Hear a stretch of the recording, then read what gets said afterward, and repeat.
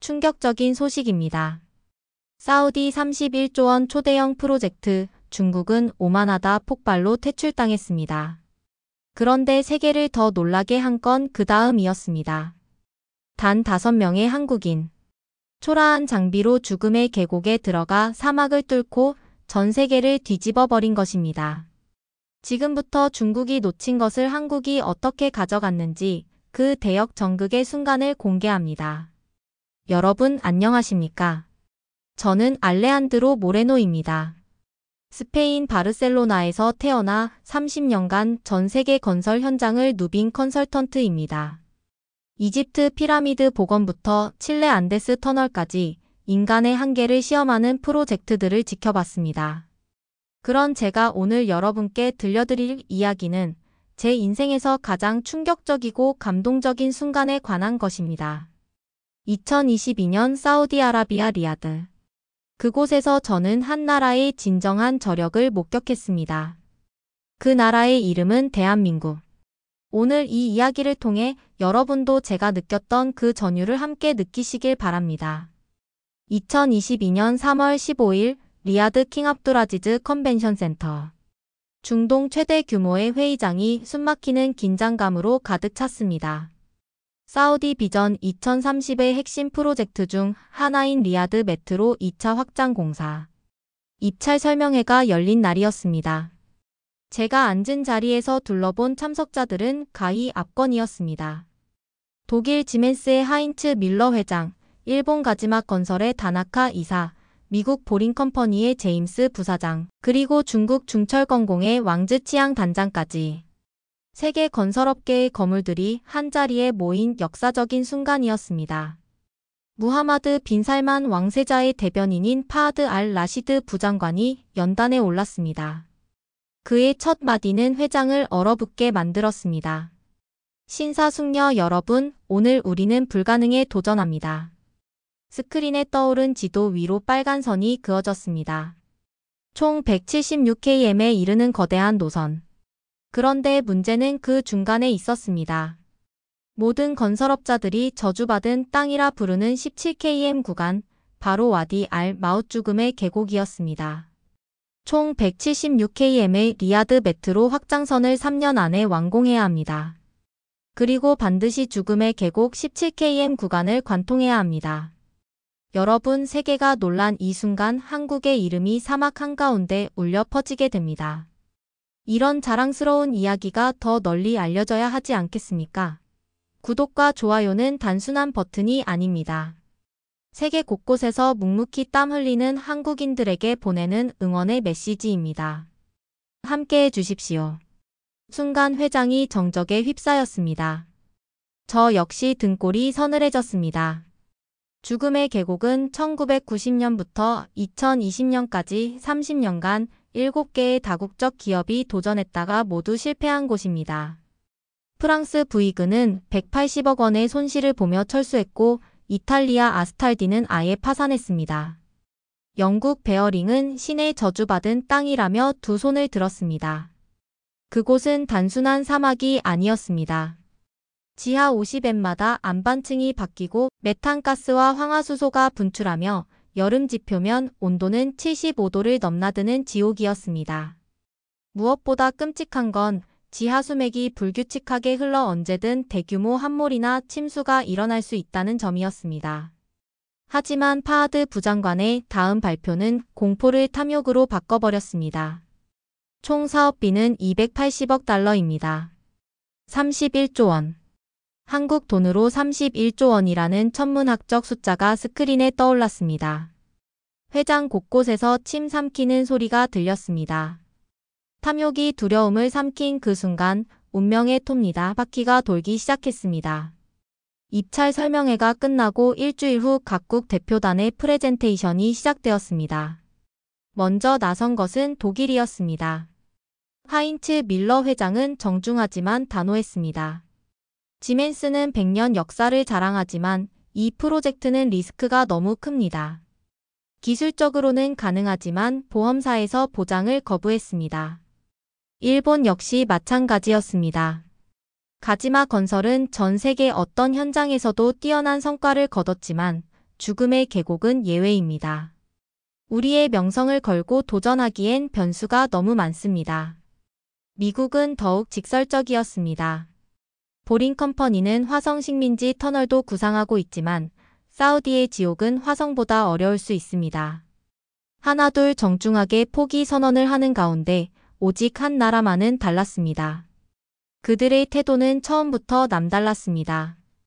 회의장 뒤편에서 왕즈 치앙이 자리에서 일어났습니다. 키 185cm의 건장한 체구, 베이징 대학교 토목공학과를 수석.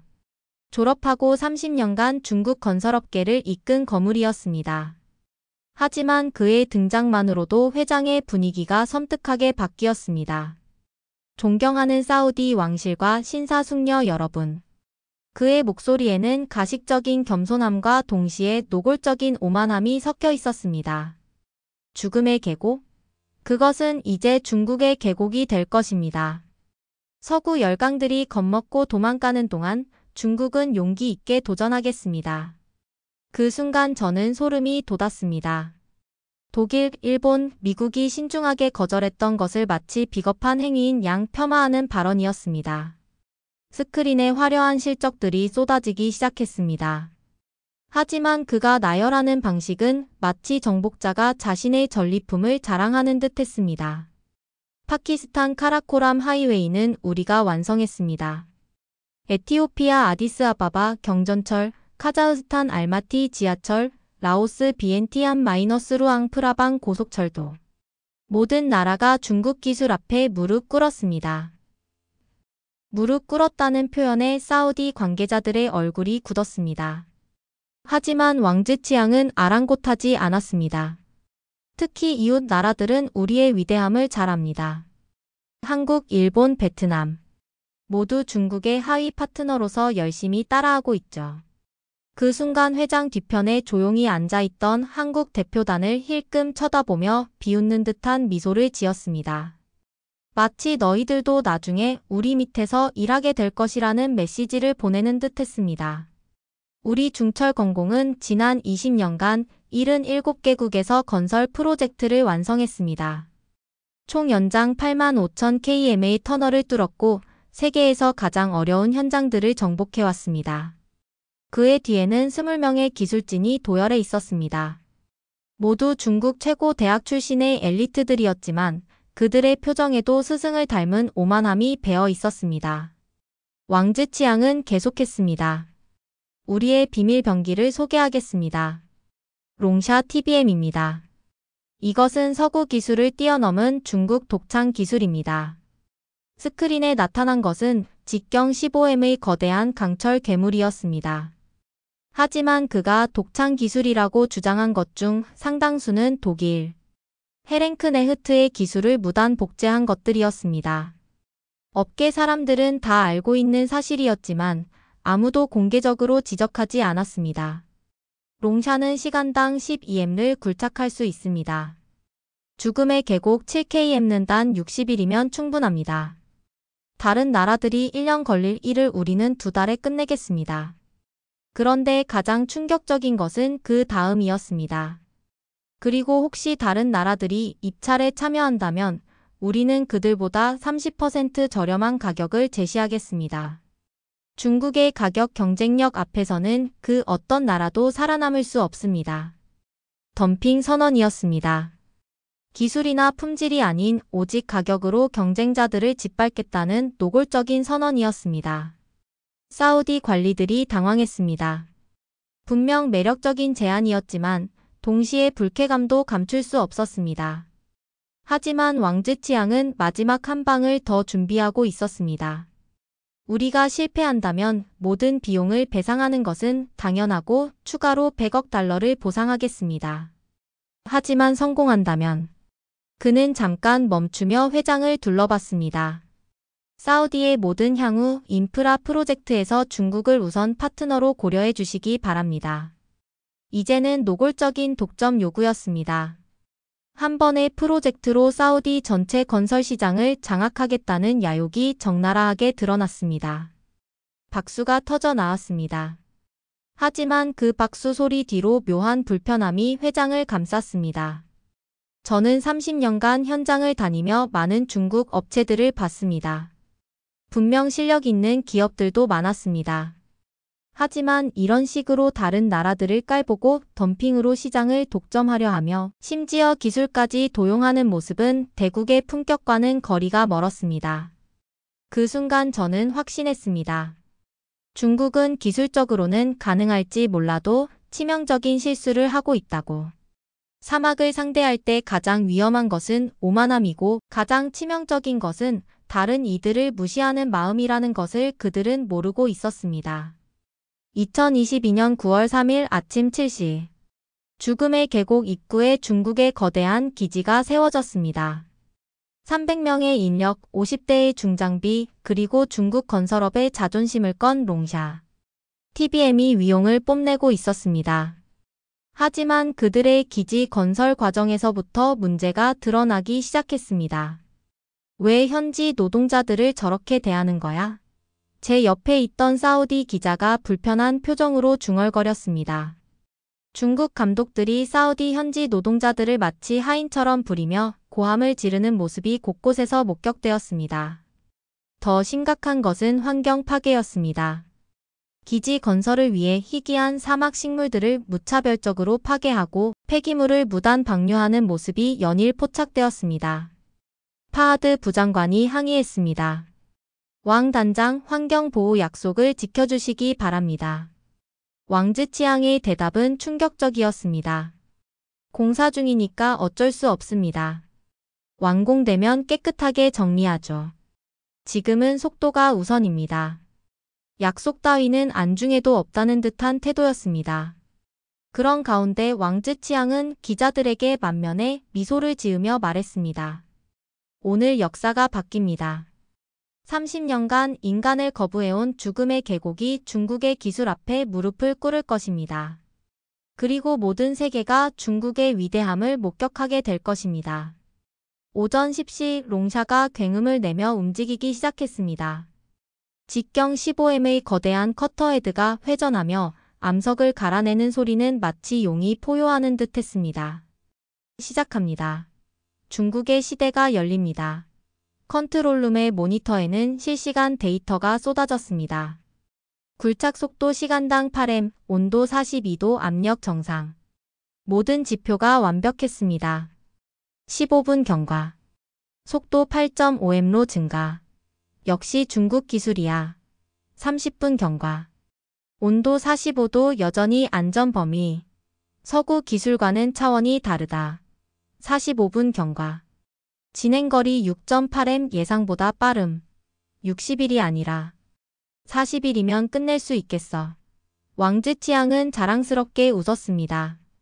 주변 기술자들도 우쭐해하며 서로 축배를 들었습니다. 하지만 그 순간 누군가 조용히 경고했습니다. 현장에서 일하던 파키스탄 출신 베테랑 엔지니어 하산이었습니다. 단장님, 온도 상승 패턴이 이상합니다. 잠깐 멈추고 점검해 보시는 게. 왕즈치앙이 그를 매몰차게 끊어버렸습니다. 닥쳐. 네가 뭘 안다고. 우리는 중국 기술로 하고 있어. 너 같은 삼류 국가 출신이 간섭할 일이 아니야.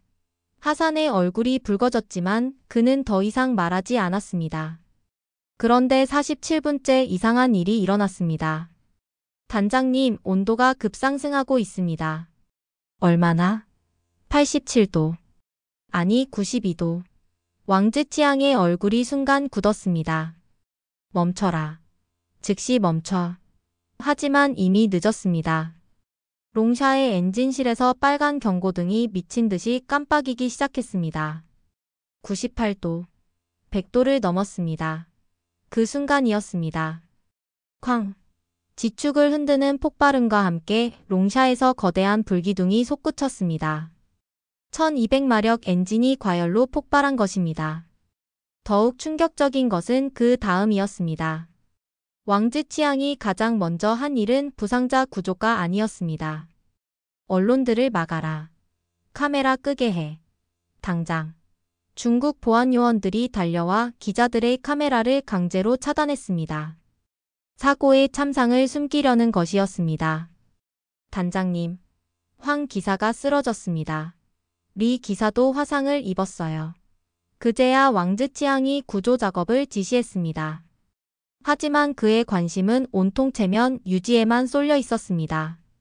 검은 연기가 하늘로 치솟았고 1,000억 원을 들인 첨단 장비가 한순간에 고철 덩어리가 되었습니다. 3일 후 긴급회의가 소집되었습니다. 하지만 왕즈치앙의 태도는 더욱 가관이었습니다. 그는 책임을 남에게 떠넘기기 시작했습니다. 이것은 사우디 측에서 제공한 지질 정보가 부정확했기 때문입니다. 파하드 부장관이 분노했습니다. 무슨 소리입니까? 동일한 정보를 모든 업체에 제공했는데 왜 당신들만 실패했습니까? 그리고 현지 노동자들의 협조도 부족했습니다. 언어 소통 문제로 제대로 된 작업이 불가능했습니다. 이번에는 하산이 일어섰습니다. 저는 분명히 경고했습니다. 하지만 당신이 무시했잖아요.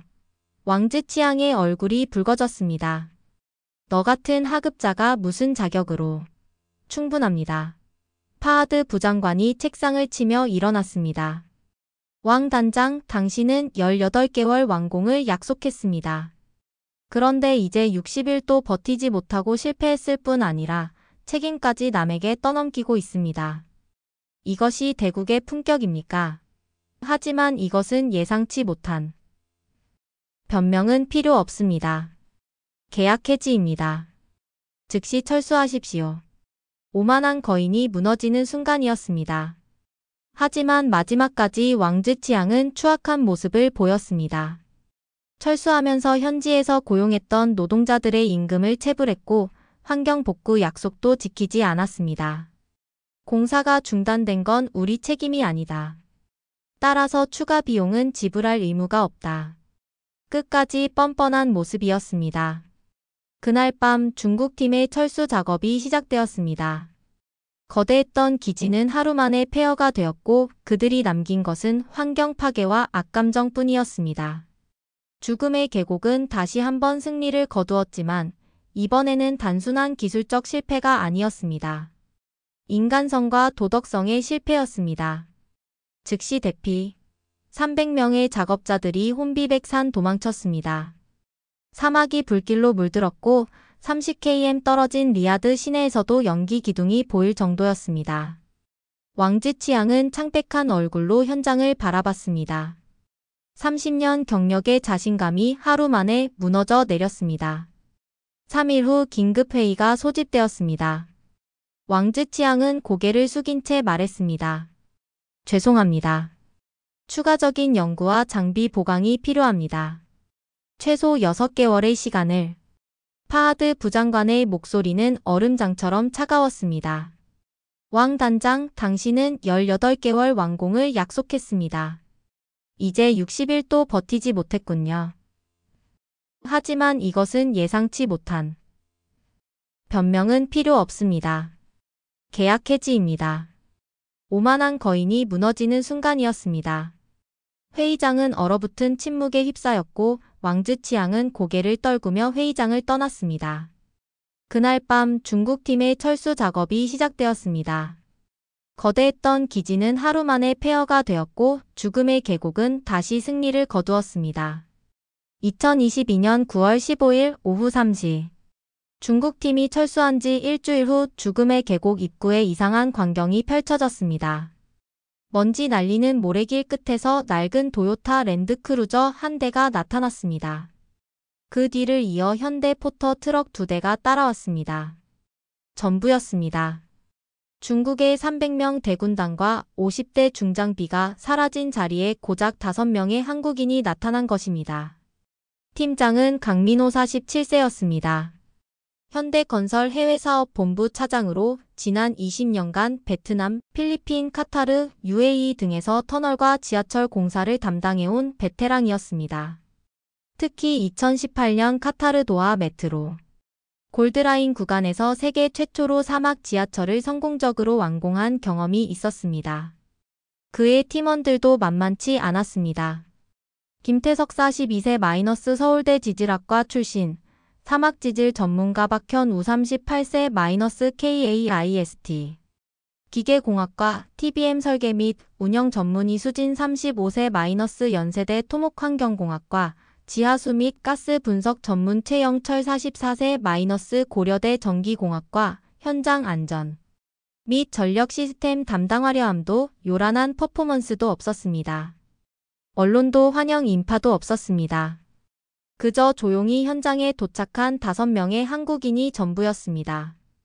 현장을 둘러본 파하드 부장관은 의아해했습니다. 이게 전부입니까? 장비는 어디 있고 나머지 인력은 언제 도착합니까? 강민호 팀장이 담담하게 답했습니다. 이게 전부입니다. 먼저 현장을 정확히 파악해야 합니다. 중국은 300명이 왔는데 당신들은 5명 뿐이군요. 많다고 좋은 건 아닙니다. 사막에서는 소수 정예가 더 효율적입니다. 파하드는 고개를 저었습니다. 이미 중국의 실패로 프로젝트 자체에 회의적이 되어 있던 차였습니다. 그런데 강민호의 다음 행동은 모든 사람을 놀라게 했습니다. 그는 죽음의 계곡을 향해 걸어가더니 무릎을 꿇고 앉았습니다. 그리고 모래 한 줌을 들어 올려 손바닥에서 살살 흘렀습니다. 뭐 하는 겁니까? 사막과 인사하고 있습니다. 인사요? 강민호는 일어서서 주변 사람들을 바라봤습니다. 그의 눈빛에는 두려움이 아닌 깊은 존경이 담겨 있었습니다. 사막은 적이 아닙니다.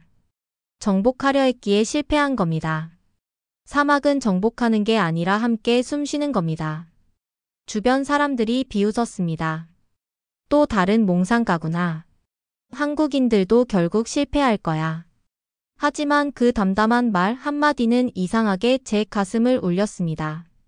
저는 30년간 전 세계 현장을 다니며 수많은 공사를 지켜봤지만 이런 태도는 처음 봤습니다. 오만함도 두려움도 아닌 그저 깊은 겸손과 확신이 동시에 담긴 눈빛이었습니다. 강민호는 계속 말했습니다. 우리 아버지 세대가 1970년대에 이 땅에 와서 고속도로를 놓고 건물을 올렸습니다. 그때도 모든 사람이 한국인들이 뭘 할 수 있겠냐고 비웃었죠. 하지만 우리는 해냈습니다. 이번에도 마찬가지입니다. 그 순간 사막에서 바람이 불어왔습니다. 모래가 춤추며 날렸고 마치 사막이 한국팀의 등장을 환영하는 듯 했습니다. 한국팀이 가장 먼저 한 일은 놀라웠습니다. 첨단 장비를 가져오는 대신 그들은 손으로 땅을 파기 시작했습니다. 뭐 하는 겁니까? 파하드 부장관이 의아해하며 물었습니다. 사막의 속삭임을 듣고 있습니다. 김태석 지질 전문가는 3일 동안 계곡 곳곳의 모래를 채취하며 성분을 분석했습니다. 박현우는 바람의 방향과 강도를 시간대별로 기록했고 이수진은 지하수맥의 흐름을 추적했습니다. 현대적인 장비 대신 그들이 꺼낸 것은 낡은 종이 지도였습니다. 이게 뭡니까? 1975년 한국현대건설이 사우디에서 수행한 우물 굴착 프로젝트 기록입니다. 강민호의 설명에 모든 사람이 놀랐습니다. 50년 전 우리 아버지들이 이 사막에서 물을 찾기 위해 팠던 우물들의 정확한 위치와 지질 데이터가 여기 다 있습니다. 당시에는 컴퓨터도 없었지만 우리 아버지들은 손으로 직접 모든 걸 기록했습니다. 지도에는 빛바랜 한글과 숫자들이 빼곡히 적혀 있었습니다. 지하수의 안반의 종류, 가스 분출 지점, 토질의 변화까지. 50년 전 한국 기술자들이 목숨을 걸고 기록한 소중한 데이터였습니다. 김태석이 지도를 펼쳐 보이며 설명했습니다. 1975년 7월 15일 정확히 이 지점에서 우리 선배들이 지하수를 발견했습니다. 당시 기록을 보면 깊이 47m에서 메탄가스 분출 52m에서 지하수 확인 수질 양호라고 되어 있습니다. 그게 지금과 무슨 상관이 있습니까? 지하수맥은 50년이 지나도 크게 변하지 않습니다. 우리 아버지들이 찾은 물길을 따라가면 안전한 루트를 찾을 수 있습니다. 이수진이 덧붙였습니다. 더 중요한 건 이겁니다. 1976년 기록을 보면 우기철 대비 배수로 설치라는 항목이 있어요. 사막에 우기가 있다는 걸 우리 선배들은 이미 알고 있었던 거죠. 박현우가 고개를 끄덕였습니다. 중국이 실패한 이유를 알 것 같습니다. 그들은 사막을 정적인 환경으로 봤어요. 하지만 사막도 살아 숨쉬는 생명체입니다. 계절에 따라, 시간에 따라 끊임없이 변합니다. 최영철이 마지막으로 말했습니다. 우리 아버지들은 이미 50년 전에 이 사막과 대화하는 법을 알고 있었습니다. 우리는 그 지혜를 이어받을 뿐입니다. 그 순간 강민호의 목소리에 떨림이 있었습니다.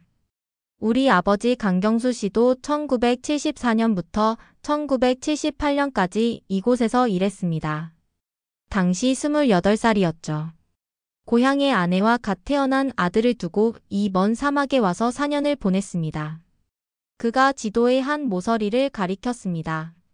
거기에는 작은 글씨로 이렇게 적혀 있었습니다.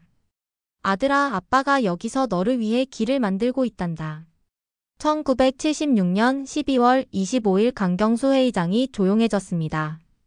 50년 전 크리스마스, 아들을 그리워하며 사막에서 홀로 일하던 한국인 아버지의 마음이 생생히 전해졌습니다. 강민호의 목소리가 계속되었습니다. 우리 아버지가 여기서 물을 찾았습니다. 이제 아들인 제가 와서 길을 놓겠습니다. 이것은 단순한 공사가 아닙니다. 50년에 걸친 한국과 사우디의 우정을 완성하는 일입니다. 그 순간 저는 전율했습니다. 50년 전의 은혜가 지금 이 순간으로 이어지고 있었습니다. 과거와 현재가 맞닿는 감동적인 장면이었습니다.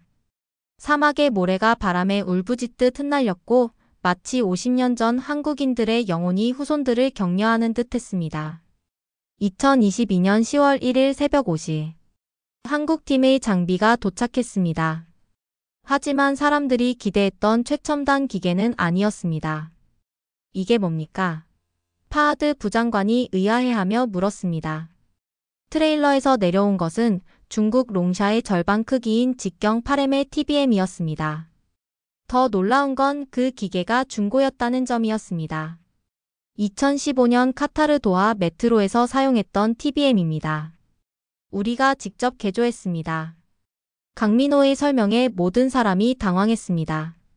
중고 장비로 죽음의 계곡을 뚫겠다고요? 새 장비가 항상 좋은 건 아닙니다. 이 TBM은 이미 사막에서 검증된 장비입니다. 우리가 7년간 함께 일한 동료죠. TBM의 곳곳에는 용접 자국과 수리 흔적이 보였습니다. 하지만 한국팀의 눈빛은 확신에 차 있었습니다. 박현우가 TBM을 살펴보며 설명했습니다. 이 아이의 이름은 무궁화입니다. 겉보기에는 낡아 보이지만 핵심 부품은 모두 업그레이드했습니다. 무엇보다 중요한 건 냉각 시스템입니다. 냉각 시스템이요? 중국이 실패한 이유는 사막의 리듬을 무시했기 때문입니다. 우리는 다릅니다. 이수진이 컴퓨터 화면을 보여주며 설명했습니다. 50년간의 기상 데이터를 분석한 결과 사막의 온도는 30분 주기로 변합니다. 우리는 그 리듬에 맞춰 작업할 겁니다. 어떻게요? 강민호가 답했습니다. 30분 굴착, 10분 휴식. 사막과 같은 호흡으로 움직이는 겁니다. 사람들은 의심스러워했습니다. 속도가 너무 느릴 것 같았기 때문입니다. 하지만 한국팀은 흔들리지 않았습니다. 10월 3일 오전 8시 무궁화 TBM이 첫 굴착을 시작했습니다. 온도 42도, 압력 정상, 굴착 속도 시간당 6M. 중국 롱샤보다 느렸지만 안정적이었습니다. 30분 후 굴착 중단, 냉각 시작. TBM이 멈췄고 내장된 냉각 시스템이 작동했습니다. 사막의 열기를 식히며 기계에게 휴식을 주는 시간이었습니다. 온도 38도로 하강, 10분 후 재개. 이런 패턴이 반복되었습니다. 처음에는 모든 사람이 답답해했습니다. 하지만 3일이 지나자 놀라운 일이 일어났습니다. 단장님, 온도가 60도를 넘지 않습니다. 진동도 최소 수준이에요. 장비 상태가 완벽합니다. 무궁화. TBM은 느리지만 멈추지 않았습니다. 사막의 리듬에 맞춰 꾸준히 착실히 전진했습니다. 그런데 10월 3일 오전 8시 무궁화 TBM이 첫 굴착을 시작하려던 바로 그 순간 또 다른 방해가 시작되었습니다. 갑자기 중국 언론들이 몰려왔습니다. 그들은 한국팀을 비하하는 기사를 쏟아냈습니다. 한국 중고 장비로 죽음의 계곡에 도전. 중국 실패 후 나타난 한국팀 과연 가능할까? 전문가들. 한국의 도전, 무모한 시도 평가. 더욱 악의적인 것은 SNS를 통한 여론 조작이었습니다. 중국 네티즌들이 조직적으로 한국을 폄하하는 댓글을 달기 시작했습니다. 하지만 한국팀의 반응은 의외였습니다. 강민호는 기자들에게 차분하게 말했습니다. 우리는 남을 깎아내리며 자신을 높이는 방식을 좋아하지 않습니다. 우리의 실력은 결과로 보여드리겠습니다. 중국의 방해에 대해서는 어떻게 생각하십니까? 방해라고 생각하지 않습니다. 그들도 실패의 아픔이 있으니까 그런 거겠죠. 이해합니다. 기자들이 놀랐습니다. 이런 상황에서도 상대방을 이해한다니. 박현우도 마찬가지였습니다. 우리는 중국과 경쟁하러 온 게 아닙니다. 사우디 형제들을 위해 일하러 왔습니다. 중국이 성공했다면 우리도 축하해드렸을 겁니다. 이런 품격 있는 대응은 오히려 현지 여론을 한국 편으로 돌렸습니다. 사우디 언론이 사설을 실었습니다. 진정한 파트너란 이런 것이다. 한국인들은 실패한 경쟁자까지 이해하려 한다. 이것이 바로 우리가 원하는 동반자의 모습이다. UAE 건설업계 전문지도 칼럼을 실었습니다. 중국의 실패 이후 나타난 한국팀의 태도에서 두 나라의 문화적 차이를 본다. 하나는 오만하고 배타적이며 다른 하나는 겸손하고 포용적이다. 중동이 선택해야 할 파트너가 누구인지 명확하다. 이렇게 권선징악의 구도가 더욱 확실해지는 가운데 한국팀은 묵묵히 자신들의 일에 집중했습니다. 온도 42도, 압력 정상, 굴착 속도 시간당 6m. 중국 롱샤보다 느렸지만 안정적이었습니다. 30분 후 굴착 중단, 냉각 시작. 사막의 리듬에 맞춘 작업이 계속되었습니다. 그리고 7일째 첫 번째 기적이 일어났습니다. 1km 돌파. 한국팀이 죽음의 계곡 1km를 관통한 것입니다. 30년간 불가능하다던 그곳에서 한국이 첫 번째 기적을 만들어낸 순간이었습니다. 이 소식이 전해지자 중국 측의 반응은 더욱 추악했습니다. 왕즈치앙이 중국 언론과의 인터뷰에서 말했습니다. 1km는 아무것도 아닙니다. 진짜 지옥은 5km 지점부터 시작됩니다. 한국팀도 곧 우리와 같은 실패를 맛볼 것입니다. 하지만 강민호의 반응은 여전히 품격 있었습니다. 왕 단장님의 경험담에 감사드립니다. 우리도 조심하겠습니다. 기자가 물었습니다. 중국팀의 폄하 발언에 대해 어떻게 생각하십니까? 폄하라고 생각하지 않습니다. 경고로 받아들이겠습니다. 실패를 경험한 분의 조언은 소중합니다. 이런 대인배적인 반응은 전 세계 언론의 주목을 받았습니다. BBC가 특집 기사를 실었습니다. 이스트 미츠 이스트 중국의 오만 vs 한국의 겸손. CNN도 분석 기사를 내보냈습니다. 사막에서 드러난 두 아시아 강국의 진짜 모습. 권선징악의 구도는 이제 전 세계적인 이슈가 되었습니다. 그리고 그 중심에서 한국은 묵묵히 성실하게 정직하게 자신의 길을 걸어가고 있었습니다. 하지만 사막은 쉽게 굴복하지 않았습니다. 2022년 11월 15일 굴착 시작 45일째. 무궁화 TBM이 지하 8km 지점에 도달했을 때 일어났습니다. 단장님, 지진입니다. 갑작스런 진동의 현장이 아수라장이 되었습니다. 리히터 규모 4.2의 지진이 사막 전체를 흔들었습니다. TBM 상황은 매몰되었습니다. 터널이 무너져서 접근이 불가능해요. 더 큰 문제가 기다리고 있었습니다. 지하에서 엄청난 양의 물이 솟구쳐 나온 것입니다. 지하수 폭발. 초당 500리터가 분출하고 있습니다. 메탄가스도 검출됐어요. 농도가 위험 수준입니다.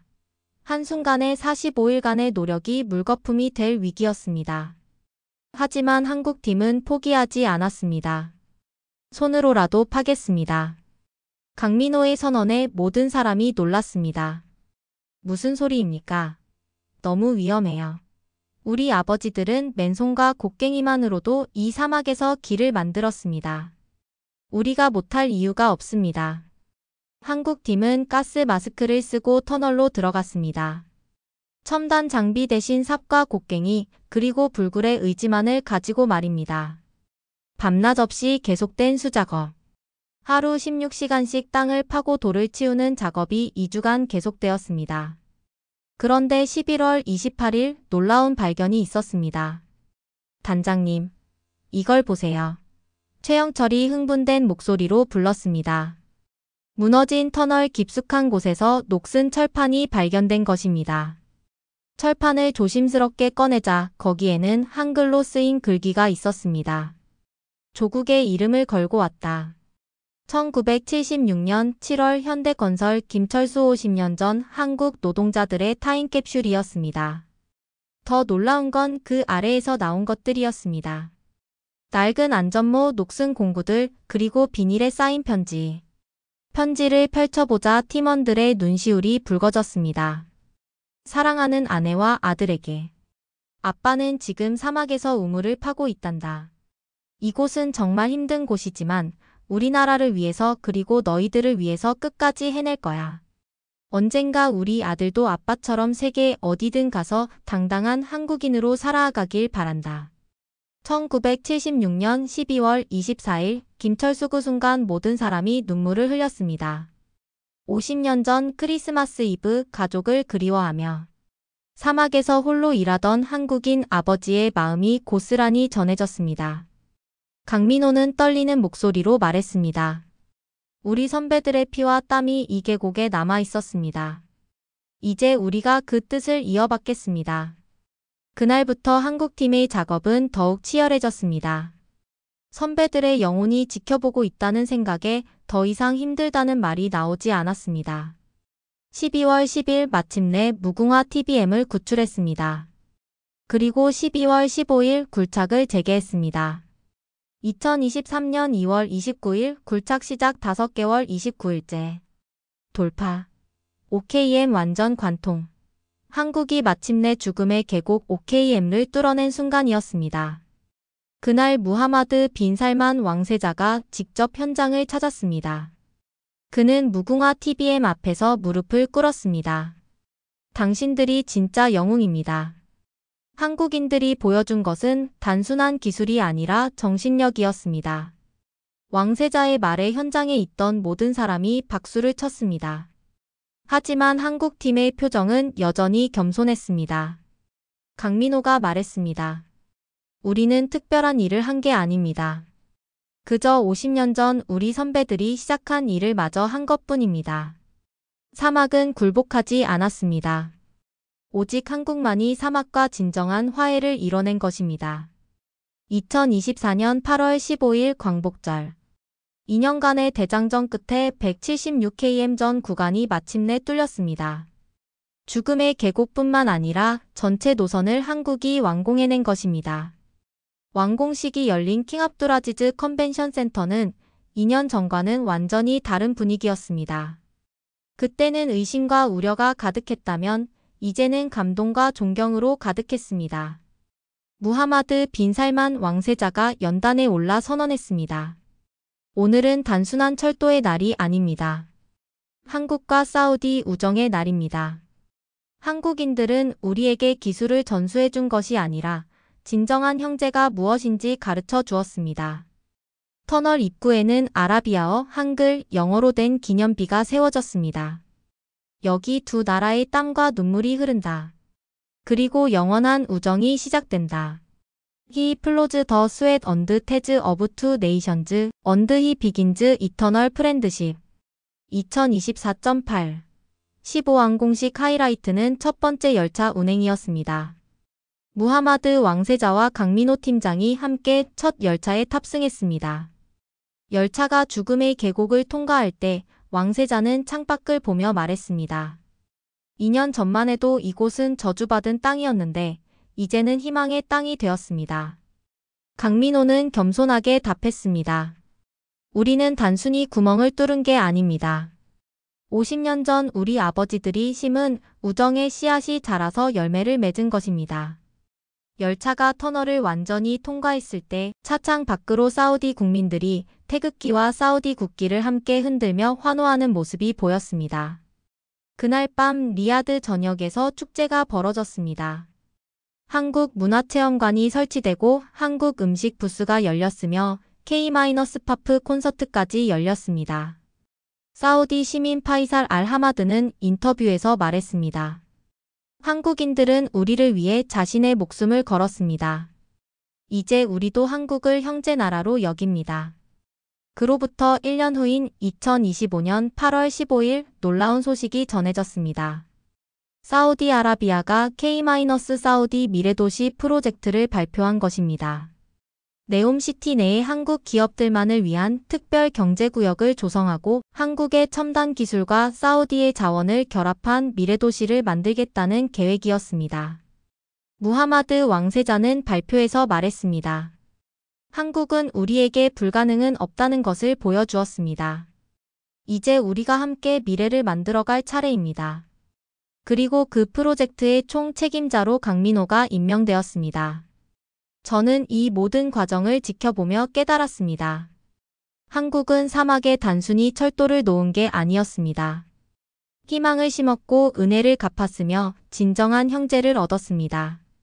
2년 전 의심의 눈으로 바라보던 5명의 한국인이 이제는 사우디전 국민의 영웅이 되었습니다. 그들이 뚫은 터널을 통해 매일 수만 명이 오가며 두 나라의 미래를 함께 꿈꾸고 있습니다.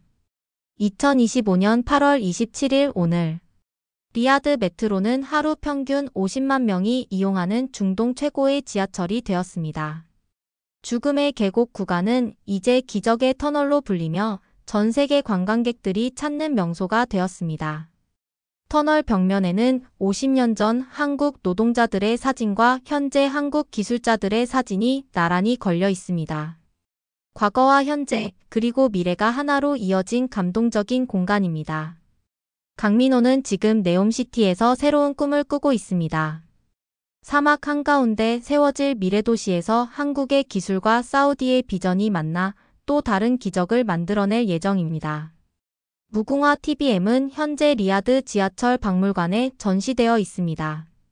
매일 수천 명의 사람들이 이 작은 기계 앞에서 감탄하며 사진을 찍습니다. 누가 보기에는 초라해 보일지 모르지만 이 기계야말로 불가능을 가능으로 만든 진정한 영웅입니다. 그리고 1976년 김철수 씨가 남긴 편지는 현재 사우디 국립박물관에 특별 전시되어 있습니다. 50년 전 한국인의 간절한 마음이 오늘날 두 나라 우정의 상징이 된 것입니다. 저 알레한드로 모레노는 이 모든 과정을 기록으로 남겨 책으로 출간했습니다. 사막의 핀 태극기 리야드 메트로의 기적이라는 제목의 이 책은 현재 12개국 언어로 번역되어 전 세계에서 읽히고 있습니다. 한국인들이 보여준 것은 단순한 기술력이 아니었습니다. 겸손, 끈기, 그리고 신이었습니다. 그들은 사막을 정복하지 않고 사막과 친구가 되었고 돈을 벌기 위해서가 아니라 약속을 지키기 위해 목숨을 걸었습니다. 오늘도 리야드 지하철을 타는 사람들은 모릅니다. 자신들이 지나가는 이 터널이 얼마나 많은 한국인들의 땀과 눈물로 만들어졌는지, 그리고 이 터널 하나하나에 50년에 걸친 두 나라의 우정이 스며들어 있는지를. 하지만 저는 압니다. 그리고 전 세계가 알게 될 것입니다. 대한민국이라는 나라가 얼마나 위대한 민족인지, 그들이 세계 곳곳에서 어떤 기적들을 만들어내고 있는지를. 여러분, 한국은 사막에 단순히 철도를 놓은 게 아닙니다. 희망을 심고 은혜를 갚았으며 형제를 얻었습니다.